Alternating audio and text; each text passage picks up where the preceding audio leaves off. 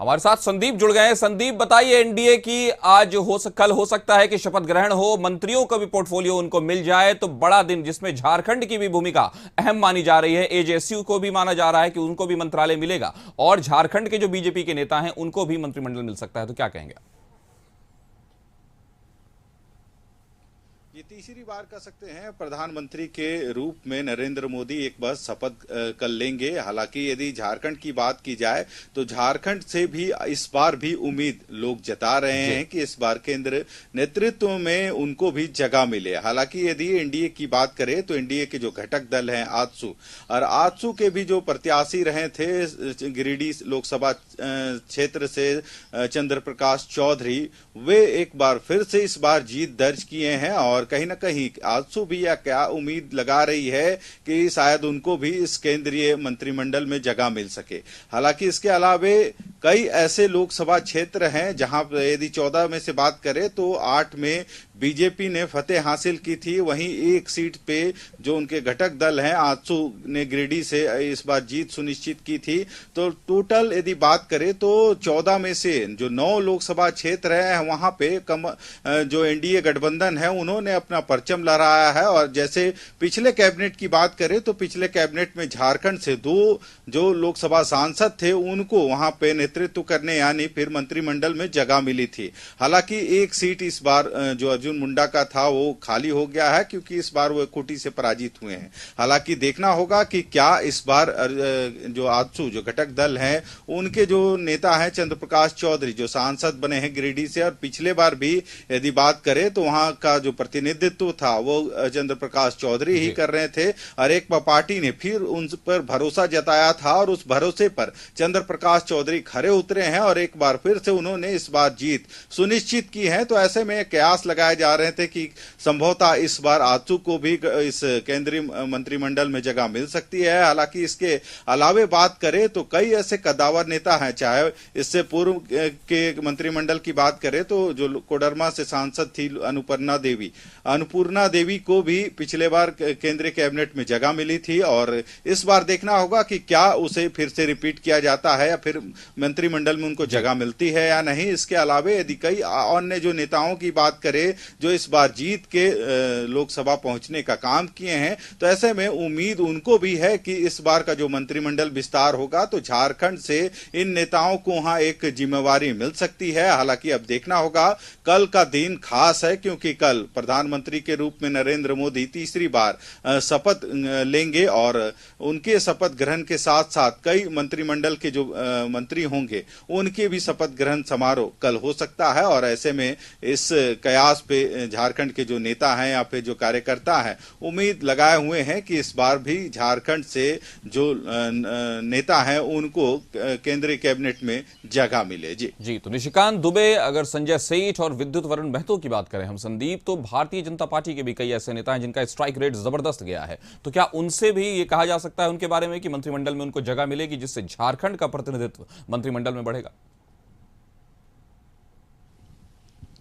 जी, अभी तक यदि झारखंड की बात करें तो मंत्रिमंडल में किनको जगह मिलेगी इसके पत्ते नहीं खुले हैं, पर जो कयास है वो लगाए जा रहे हैं क्योंकि कई ऐसे चेहरे हैं, चाहे निशिकांत की बात करें, गुड्डा से पिछले बार भी वे सांसद रहे हैं। यदि रांची सीट की बात करें तो रांची में फिर से एक बार संजय सेठ ने जीत दर्ज की है। लगभग 1.5 लाख जो 1,21,000 वोटों से उन्होंने जो यशस्विनी सहाय है जो इंडिया गठबंधन के प्रत्याशी थे उनको पराजित किया है। वहीं तीसरे ऐसे जो नेता है विद्युत वरुण महतो की बात करें तो वे जमशेदपुर से जो जेएमएम के समीर मोहंती थे उनको पराजित किया और एक लंबा कह सकते हैं जो आंकड़ा था उन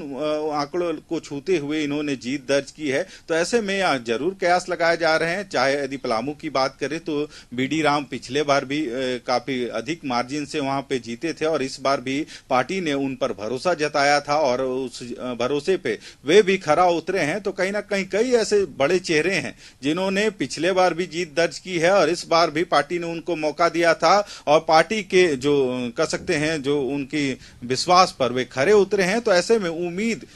सभी की है कि इस बार आखिर किन किन लोगों को केंद्रीय कैबिनेट में जगह मिलती है। हालांकि इस बार जिस तरह की उम्मीद लोग लगाए हुए हैं झारखंड वासी की केंद्र कैबिनेट में यदि इन लोगों को अधिक से अधिक हिस्सेदारी मिलती है तो कहीं ना कहीं झारखंड का इसमें भला जरूर होगा, क्योंकि झारखंड के विकास में इन सांसदों की भूमिका एक अहम मानी जाएगी। क्योंकि यदि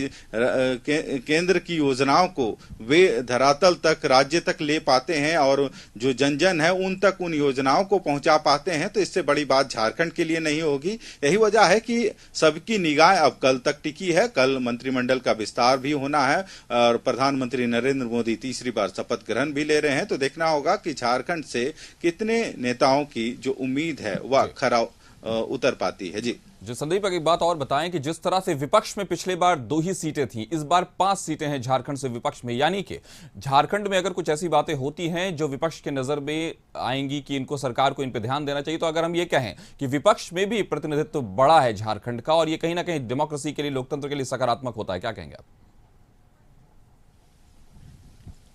सही कहा कि इस बार यदि बात करें तो पिछले बार के जो लोकसभा चुनाव थे उसमें जो इंडिया गठबंधन की जो टीम थी उन्होंने 14 में से 12 सीटों पर जीत सुनिश्चित की थी और मात्र 1 सीट जेएमएम को मिला था और 1 सीट कांग्रेस को मिला था। पर इस बार जो संख्या है वो डबल हुई है। जहां बीजेपी के सीट घटे हैं वहीं जेएमएम कांग्रेस की बात करें तो उनकी सीट बढ़ी है। और खास बात यह है कि यदि झारखंड की बात की जाए तो आदिवासी बहुल राज्य है और यही वजह है कि जो पिछली बार प्रदेश अध्यक्ष बीजेपी का बाबूलाल मरांडी को बनाया गया था ताकि जो आदिवासी बहुल इलाके हैं वहां पे उनका वर्चस्व बीजेपी का बढ़ सके, पर इस बार उसके विपरीत देखने को मिला है। 5 ऐसे लोकसभा क्षेत्र हैं जहां कदावर नेताओं की, बीजेपी के जो प्रत्याशी थे उनकी हार हुई है और ऐसे में जो जिम्मेदारी बाबूलाल मरांडी को दी गई थी, प्रदेश अध्यक्ष उनको बनाया गया था ताकि उन क्षेत्रों पे जो आदिवासी बहुल इलाके हैं वहां पे जो इनका जो पैठ है वह अधिक हो सके। पर इन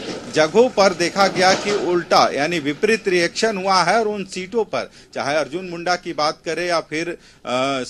समीर उरांव की बात करें लोहरदग्गा से जो बड़े नेता थे, या फिर जो चाईबासा सीट पे गीता कोड़ा को कांग्रेस से तोड़ के लाया गया था और गीता कोड़ा को भी हार का सामना करना पड़ा। दूसरी तरफ यदि दुमका की बात करें तो दुमका में भी सीता सोरेन को हार का सामना करना पड़ा है। तो ऐसे 5 लोकसभा सीट है या फिर राजमहल की बात करें तो इन 5 लोकसभा सीटों पे बीजेपी को कहीं ना कहीं नुकसान का सामना करना पड़ा है और ये 5 सीट कहीं ना कहीं आदिवासी बहुल जो लोकसभा क्षेत्र था और इस बार इंडी गठबंधन को इनका समर्थन मिला है। रही वजह है कि इन सीटों पे इंडी गठबंधन ने जीत दर्ज की है, वहीं बीजेपी को इन 5 लोकसभा में नुकसान का सामना करना पड़ा है और आगे लोकसभा के बाद अब विधानसभा का चुनाव होना है। तो ऐसे में दोनों ही पार्टियां अब यह तय जरूर करेगी कि विधानसभा में ऐसे जो चुनाव, विधानसभा का चुनाव जो होना है उसमें कैसे पार्टी को मुनाफा